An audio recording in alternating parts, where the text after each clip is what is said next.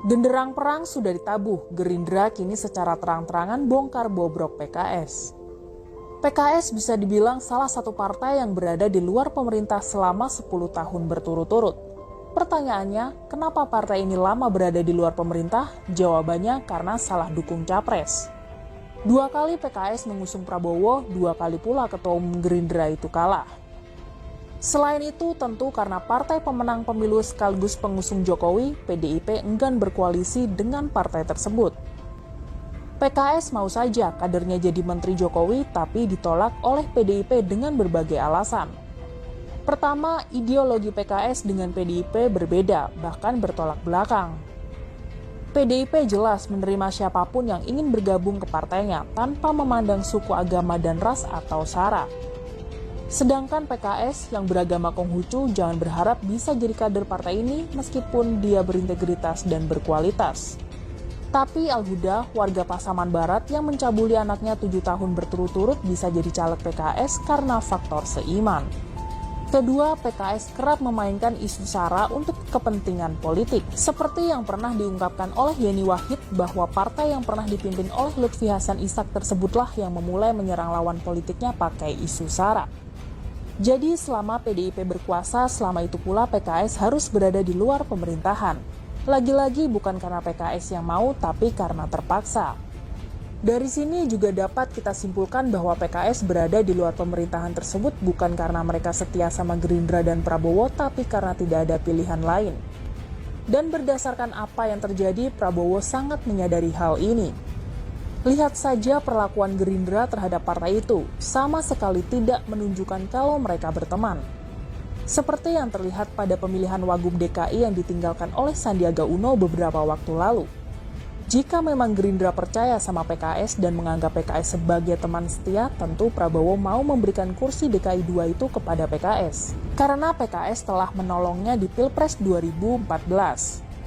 Kursi DKI 2 itu malah diberikan kepada Ketua DPD Gerindra DKI Riza Patria. Padahal PKS sempat mengancam Gerindra kala itu dengan mengatakan akan mematikan mesin partai untuk Prabowo jika kursi Wagub DKI tidak diberikan kepada mereka. Tapi lagi-lagi PKS mendukung Gerindra itu bukan karena tulus, melainkan karena ada udang di balik bakwan bakal dapat jatah menteri jika Prabowo menang, serta karena terpaksa tidak ada sosok lain yang mau didukung selain Prabowo. Sehingga ancaman itu dianggap angin lalu saja oleh Gerindra. Sekarang kalau PKS itu bukan sahabat Gerindra, melainkan mereka musuhan, semakin kelihatan. Hal ini dibuktikan dengan Gerindra mulai menabuh genderang perang dengan PKS. Tanpa tedeng ngaleng-ngaleng, Desmond Junaidi Mahesa membongkar aib partai dakwah tersebut. Wakil Ketua Dewan Pembina Partai Gerindra itu mengatakan PKS juga mengambil kue di parlemen, yang seharusnya tidak dilakukan jika benar-benar partai oposisi. Memangnya ada oposisi, PKS bukan oposisi. Nih kalau PKS merasa oposisi, gede rasa saja tuh orang, ujar Desmond dengan nada seperti tanpa bersalah. Kenyataannya dia kue-kue di parlemen diambil juga, lanjutnya lagi. Memang kata kue yang disampaikan oleh Desmond tersebut bukan kue dalam artian yang sebenarnya, yakni kudapan atau makanan ringan yang terbuat dari adonan tepung dan lain-lain. Tapi lebih besar dari itu, bisa jadi proyek, anggaran, honor, dan lain-lain. Namun pada intinya Wakil Ketua Komisi 3 DPR tersebut ingin mengatakan oposisi sejati tidak melakukan seperti yang PKS lakukan saat ini.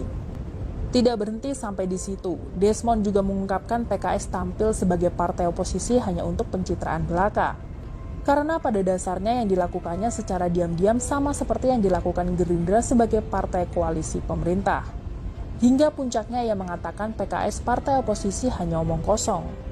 Kalau dia oposisi, kue parlemen nggak usah diambil sama dia, omong kosong aja itu. PKS bukan oposisi, ucap Desmond dengan nada agak tinggi. Makjleb, emangnya kalau nggak jadi munafik nggak bisa hidup gitu? Karena selain dari yang disampaikan Desmond tadi, PKS ini pernah terbukti beberapa kali loh tidak sama antara perkataan dan perbuatan. Seperti ex-presiden PKS Tifatul Sembiring pernah berpidato dengan mengatakan bencana alam akan terus terjadi jika pornografi tidak segera diberantas. Dia sendiri yang malah follow akun porno. Kemudian Lutfi Hasan Ishak yang suka berdakwah mengajak kebaikan, nggak taunya dia sendiri yang jadi koruptor sapi. Dan jangan salah-salah, Sandiaga Uno pernah mau dibajak oleh PKS ini, seperti yang pernah dilakukan oleh Partai Demokrat yang membajak Emil Dardak dari PDIP.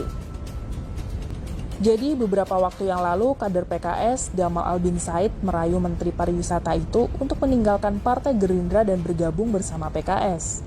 Namun karena Sandi orangnya setia sama Prabowo tidak seperti Anies, ia pun langsung menolak ajakan Gamal tersebut dengan mengatakan go for it. Kura-kura inilah juga yang menjadi penyebab Desmond membongkar aib PKS tersebut lantaran kader terbaik partainya diam-diam mau dibajak. Dan apa yang dilakukan oleh Desmond tersebut juga menjadi pertanda kalau PKS dan Gerindra akan terus berseteru sengit hingga 2024 mendatang. Bagaimana menurut Anda?